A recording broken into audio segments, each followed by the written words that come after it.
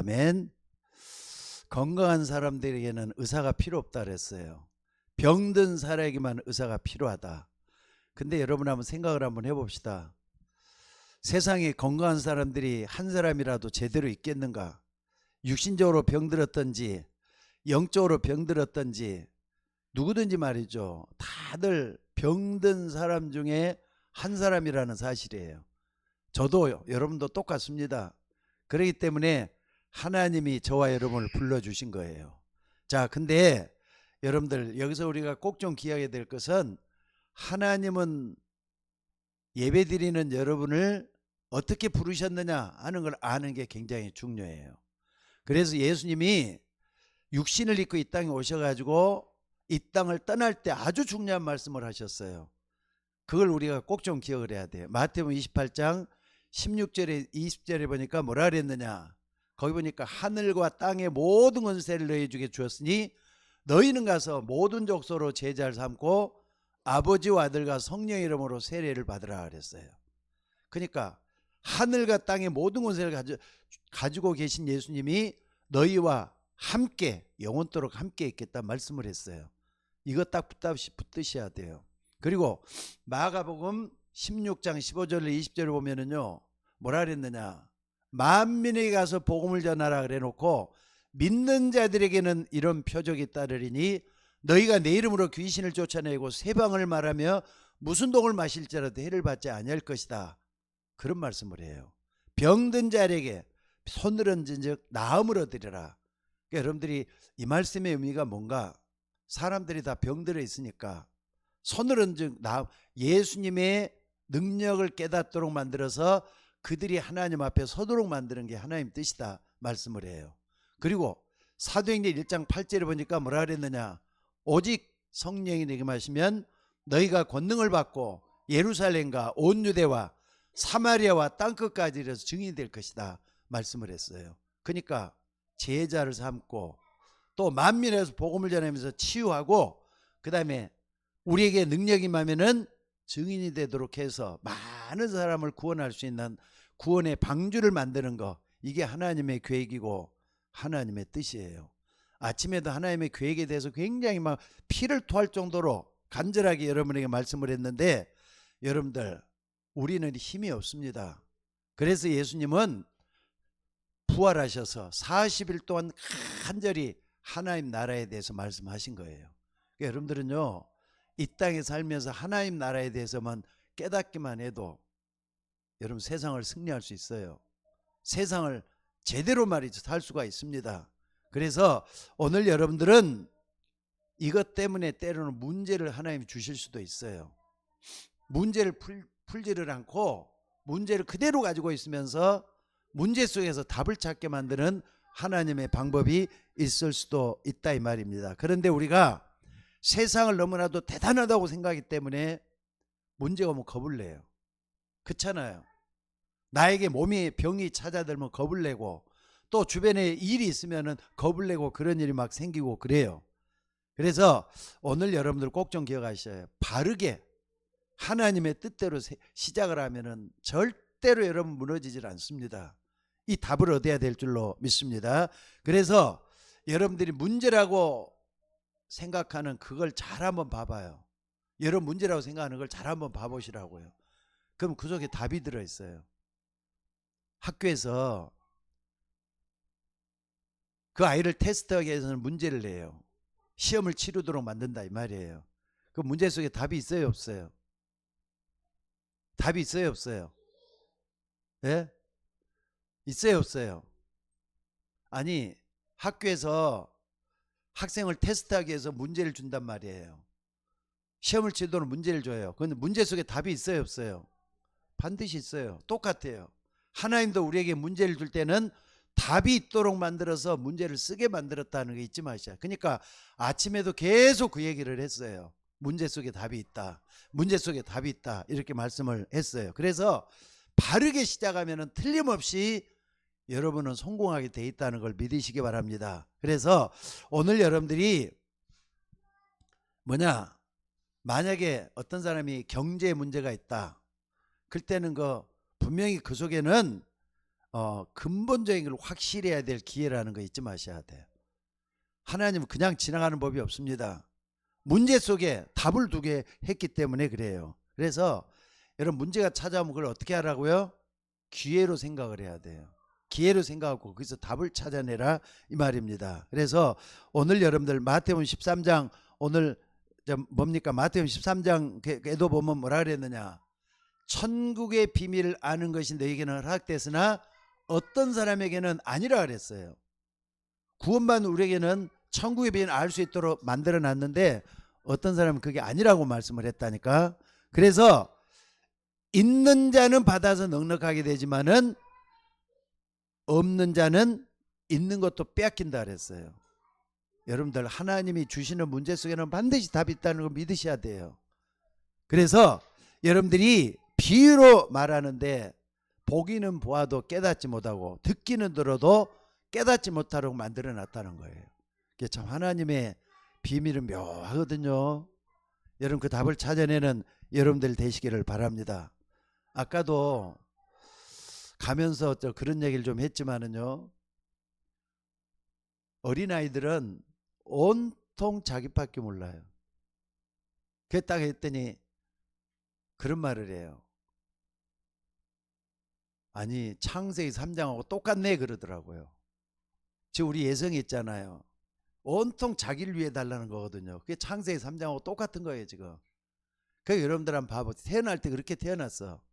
근데 이제 환경을 대하고 하나님을 알게 되고 그러면서 나를 벗어나게 되는 거죠. 창세기 6장에는 뭐 나냐? 나중에 보면 이제 이 아이가 말이죠. 내 거야 하기 시작을 해요.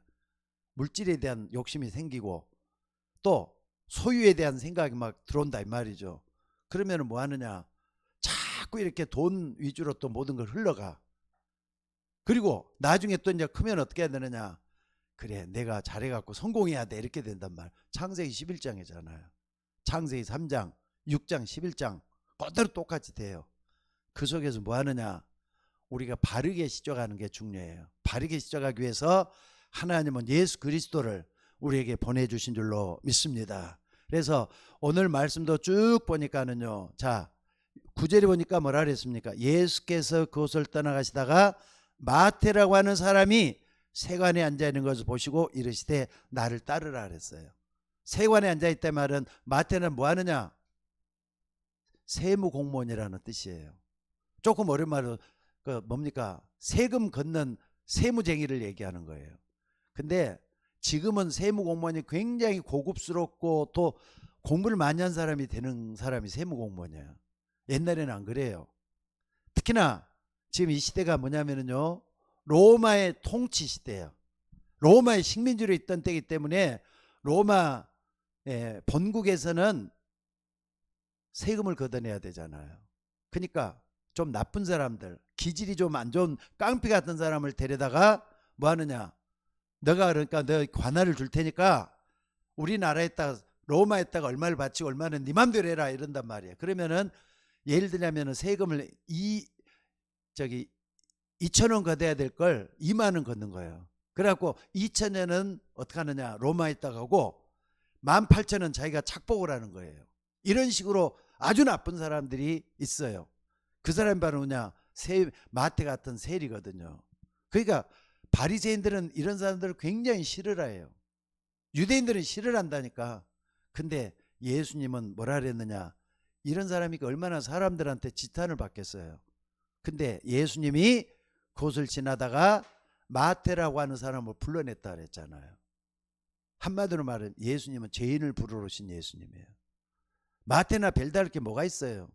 여러분 한번 생각을 해봅시다. 나를 한번 돌아보라 이 말이에요. 내가 얼마나 하나님 앞에 죄인인가. 이중적인 잣대를 가지고 때로는 말이죠. 뭐냐? 그 이중적인 잣대가 뭔지 아시죠 여러분들? 나도 다른 사람한테 착한 것 같은데 돌아서만 하나님 앞에 죄인인 나의 모습을 볼 수 있어져야 돼요. 또 뿐만 아니라 다른 사람이 볼 때 깨끗하게 생각하는데 내가 볼 때는 내가 너무나도 나쁜 사람이거든요. 그런 경우들이 많이 있어요. 그러니까 이런 경우들을 지금 보면서 뭘 봐야 되느냐? 우리 주님께서는 지금 세리 마태를 부른 것처럼 죄인된 나를 부르시러 오신 거예요. 그러니까 오늘 여러분 꼭 좀 기억하셔요. 여러분은 죄인이지만은 죄인을 불러서 증인으로 만드는 게 하나님의 계획입니다. 한 사람 한 사람이 다 하나님 앞에 쓰임 받아야 되잖아요. 그러니까 하나님이 나 같은 사람을 어떻게 불러냈는가, 이걸 먼저 깨달아야 돼요. 이거 깨닫는 순간에 하나님이 역사하게 돼 있어요. 그래서 마태가 예수님을 찾아온 게 아니라 예수님이 마태를 찾아갔다는 게 더 중요해요. 그렇잖아요. 이걸 찾아내는 우리가 되셔야 될 줄로 믿습니다. 그러니까 나의 나된 것은 하나님의 은혜로 된 것이다 그래가지고 아침에 봤던 바울도 말이죠. 사람들을 찾아야 되면 나는 진짜 하나님 앞에 죄인 중에 괴수다 이렇게 고백을 하잖아요. 그렇게 하면서 나 같은 사람을 불러주신 예수님 앞에 나는 감사해서 하나님 앞에 하나님이 쓰임 받기를 원한다, 이런 고백을 했던 걸 볼 수가 있습니다. 여러분들, 마태라는 사람이 예수님과 함께 식사도 했다 그랬어요. 또 뿐만 아니라 그냥 식사한 게 아니라 잔치를 벌려내잖아요. 좀 나쁜 돈 벌어가지고 예수님 나 같은 사람 불렀다 해서 잔치를 벌려내잖아요. 여러분들, 하나님이 여러분을 구원해 준 게 얼마나 큰 줄 아셔요? 요거 뼈저리게 느낄 수 있는 우리가 되셔야 될 줄로 믿습니다. 그래서 오늘 여러분들, 이런 마태가 나중에 세리 마태라 그랬잖아요. 나쁜 사람이었다니까. 그런데도 이 마태가 하나님 앞에 쓰임 받다가 바리새인이 뭐라고 하든지 간에 뭐 하느냐, 하나님 앞에 귀하게 쓰임 받는 정말로 의인으로 변하잖아요. 죄인 마태가 의인으로 변해가지고 나중에는, 여러분 마태복음 있죠? 마태복음 누가 썼는 줄 아세요? 이 마태라는 사람이 쓴 거예요. 마태라는 사람이 마태복음을 쓸 만큼 하나님 앞에 인정받고 하나님 앞에 쓰임받았다, 이 말이에요. 그러니까 여러분들, 우리는 하나님 앞에 쓰임받는 게 최고의 축복인 걸 믿으시기 바랍니다. 나 같은 사람이 하나님의 교회를 위해서 쓰임받고 나 같은 사람이 하나님 앞에 쓰임받아, 이것만 해도 너무 감사하다 이래야 돼요. 오전에 예배 드릴 때도 내가 그 얘기를 했어요. 나는 하나님 앞에 자녀가 된 게 너무나도 감사하고 실감이 나야 된다, 이 얘기를 내가 서두했어요. 여러분들, 하나님의 자녀는 하나님이 쓰시게 돼 갖고 있어요. 그래서 뭐라 그랬습니까? 나를 따라오너라, 내가 너희로 사람 낚는 어부가 되게 하리라. 베드로를 향해서도 그렇게 얘기했잖아요. 사람 낚는 어부로 가는 거 대단히 중요한 줄로 믿습니다. 그래서 마태는 예수님과 함께 3년 동안 따라다니 뭐 했느냐? 제자 훈련을 제대로 받았습니다. 제자 훈련 받다가 하나님 앞에 온전히 쓰임받던 마태라, 이 말입니다. 자, 그러니까 죄인을 부르시는 예수님이에요. 그 다음에 두 번째 예수님이 어떤 사람이냐? 병든 자를 불러냈어요. 예수님이 병든 자를 불러냈다니까. 전도가 뭔 줄 아세요, 여러분들? 병든 사람을 불러서 예수 그리스도 이름으로 근원적인 치유를 하게 만들어서 그 병든 자를 증인으로 만드는 게 전도예요. 나 같은 사람이 어디가 쓸모 있겠느냐? 무기력하고 무능력하고. 하나님은 여러분을 쓰시기를 원하셔요. 능력 있는 사람 바꾸기를 원해요. 그러니까 제일 먼저 여러분 뭐 하느냐? 하나님 앞에 치유받으셔야 돼요. 나도 하나님 앞에 쓰임받을 수 있겠구나. 나 같은 사람 날 불러냈구나. 여러분들, 하나님 앞에 죄인 아닌 사람 누가 있어요? 또 하나님 앞에 병자 아닌 사람이 어디가 있느냐고요. 다 하나님 앞에 서보면은 다 부끄러운 모습밖에 없잖아요. 그래서 그 치유받아야 돼요. 어떻게 불러냈는가 한번 봐보세요. 마태복음 9장 20절에 보면은 혈루병 앓는 여인이에요. 근데 혈루병 앓는 여인이 예수님이 옷자락만 만져도 나음을 얻겠다는 믿음이 있었어요. 예수님 만나는 순간에 혈루병에 치유가 됐다니까. 나중에 혈루병 환자는 어떻게 했어요? 예수님의 옷을 만졌더니 내가 치유돼서 하면서 말이죠, 예수님의 능력을 나타내고 전도할 수 있는 일꾼이 됐을 거예요. 치유받으면 전도자가 되는 거잖아요. 또 마태복음 9장에 보니까 중풍병자가 있어요. 근데 친구들이 참 좋은가 봐, 이 사람은. 그래가지고 친구들이 저 중풍병자도 걸을 수도 없는 중풍병자지만은, 누워있는 중풍병자지만은 하나님 앞에 나가면은 저 중풍자자 예수님 만나면은 나을 수 있을 것이다. 친구들이 딱 그걸 안 거예요. 중풍에 걸을 수도 없잖아요. 그러니까 이 사람을 네 개 딱 들고 예수님께 데리고 가요. 힘을 모아가지고 네 사람이 들고 가요. 그래서 중풍병자 일어나라 하면서 그 병을 낫게 하잖아요. 그러니까 네 사람의 믿음이 친구 하나를 살려낸 거예요. 그게 뭐냐? 그럼 이 중풍병자 나가지고 예수님이 나 같은 사람을 치유해 주셨어 하면서 증거했겠어요, 안 지겠어요? 병자를 불러서 치유시켜 가지고 증인으로 만드는 게 하나님의 계획이잖아요.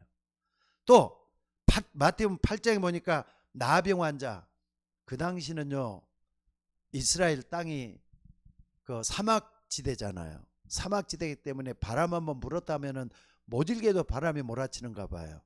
그래갖고 먼지가 많기 때문에 또 공기가 안 좋기 때문에 문둥병이 그렇게 많았답니다. 근데 그 당시에 문둥병을 환자들이 예수님께 가까이 나와 또 치유함을 받아요. 그럼 이 사람 또 예수님을 증거할 거 아닙니까? 똑같아요. 또 베드로의 장모가 열병으로 앓아 누워 있었는데 예수님이 직접 찾아오셔서 베드로의 장모를 치유했던 그런 모습도 나오고, 그 다음에 귀신 들린 사람도 있었어요. 아니 어떤 사람이 내 아들이 내 딸이 귀신 들려가지고 꼼짝을 못하고 있습니다 그랬더니 예수님 가서 고쳐주잖아요. 고쳐주자마자 이 사람도 나가기 시작을 해요. 그 다음에 또 하나 뭡니까? 버려진 자예요. 여러분 이 땅의 모든 사람들은 하나님을 안 믿으면 버려진 자가 되는 거예요. 여러분 주변에 예수 안 믿는 사람이 있으면 버려진 자란 말이에요. 바울도 하나님 나라에서 쓰임받지 못할 때는 예수님을 핍박하고 믿는 사람들을 잡아 죽이고 그랬던 사람, 버려진 자예요 어떻게 보면은. 근데 이 버려진 사람을 불러가지고 증인으로 세웠잖아요. 바울처럼 말입니다. 그러니까 아나니아에게 나타나고, 이 사람은 임금들과 이방인과 모든 유대인 앞에서 나의 이름을 전해서 택한 나의 그릇이 따르면서 그 다메섹에 있는 아나니아 제자에게 바울이 할 일을 가르쳐 주잖아요. 그러면 이 아나니아가 바울을 만나자마자 내가 만났던 예수님 이런 말을 하더라 하면서 가르쳐 줬단 말이에요.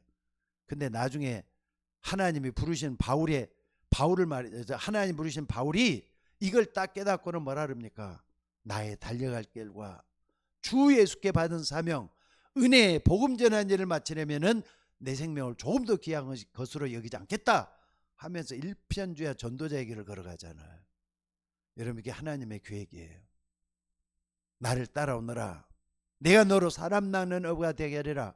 베드로를 불러낸 것처럼, 바울을 불러낸 것처럼 여러분을 불러냈다는 거 잊지 마셔야 돼요. 버려진 자예요. 하나님 여러분 택하면 여러분 쓸모없습니다. 돈 가지고 있다 해도 편하게 한 시대 편하게 살다 죽는 것뿐이지 죽는 건 똑같아요. 여러분 죽을 때는 어느 누구도 특별한 사람이 없어요. 다 똑같아요.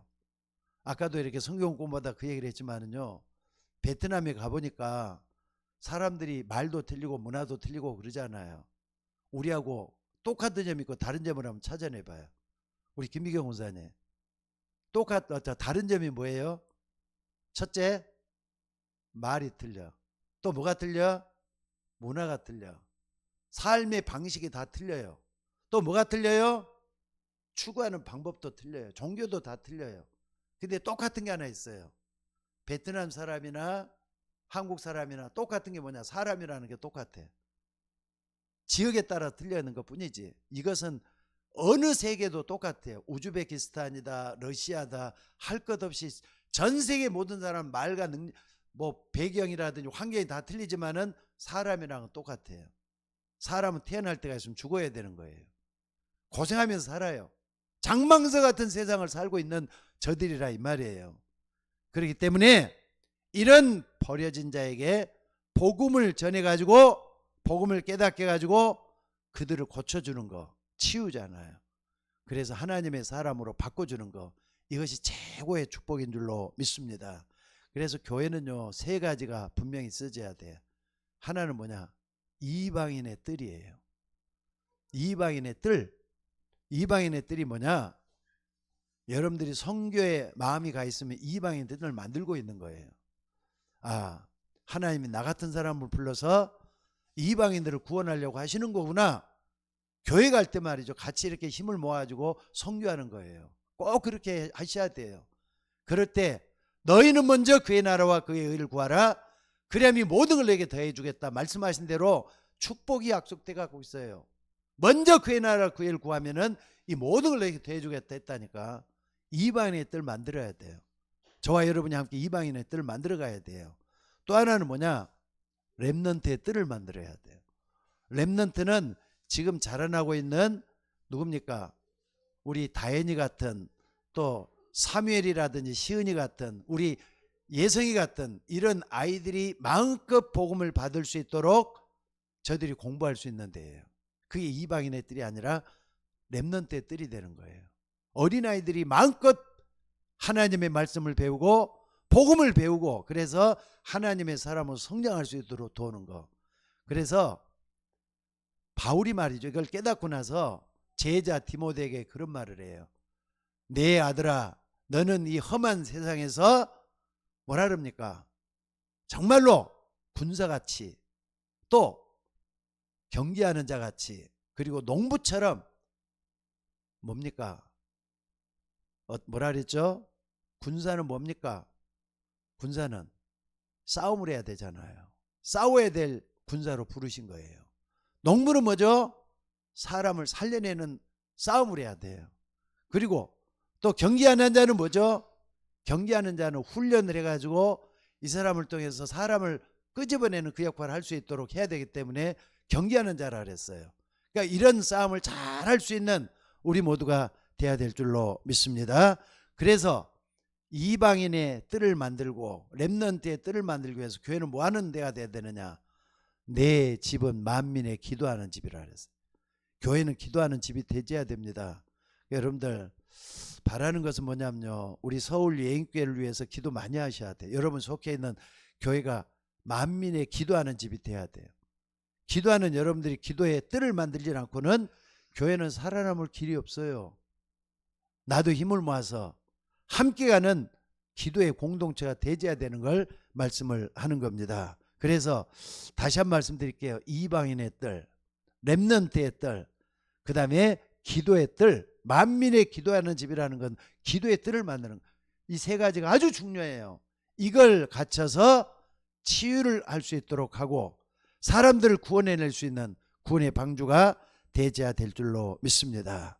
내 힘으로 하는 게 아니라 그랬어요. 하늘과 땅의 모든 권세를 내게 주었으니 너희는 가서 그랬어요. 하늘과 땅의 권세를 가진 예수님이 지금도 우리와 함께 하시는 거예요. 또 만민에게 복음을 전하신 그분이 믿는 자들에게는 이런 표적이 따를 것이다 말씀을 했어요. 그리고 성령이 내게만 권능을 받고 그랬던 그 주님이 정말로 기도할 때 우리가 권능을 얻게 될 것이라 말씀했던 그 주님이셔요. 이 힘으로 우리 모두가 다 승리해야 될 줄로 믿습니다. 버려진 자 할 때는요, 또 하나 더 예를 들자면은 오네시모 같은 사람.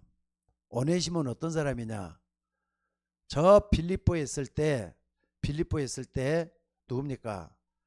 그 집에 말이죠, 주인한테 주인의 물건을 훔치고 로마로 도망갔던 사람이 오네시모라는 사람입니다. 근데 감옥에 들어왔는가 봐. 로마로 도망갔다가 물건 다 없애버리고. 근데 감옥에서 누굴 만났느냐? 바울을 만났어요. 바울을 만나가지고 이 바울이 이 사람 오네시모에게 복음을 전해가지고 나중에는 어디까지 가느냐? 바울의 수종 역할을 해요. 바울의 신복이란 말이 들려요. 신복 역할을 하면서 하나님 앞에 쓰임받는 사람이란 말. 그러니까 자, 결론적으로 말씀을 드리겠습니다. 예수님은 죄인을 부르러 오셨어요. 또 뿐만 아니라 예수님은 어떤 사람을? 환자를 부르러 오셨어요. 또 예수님은 버려진 자를 부르러 오신 예수님이라 그랬어요.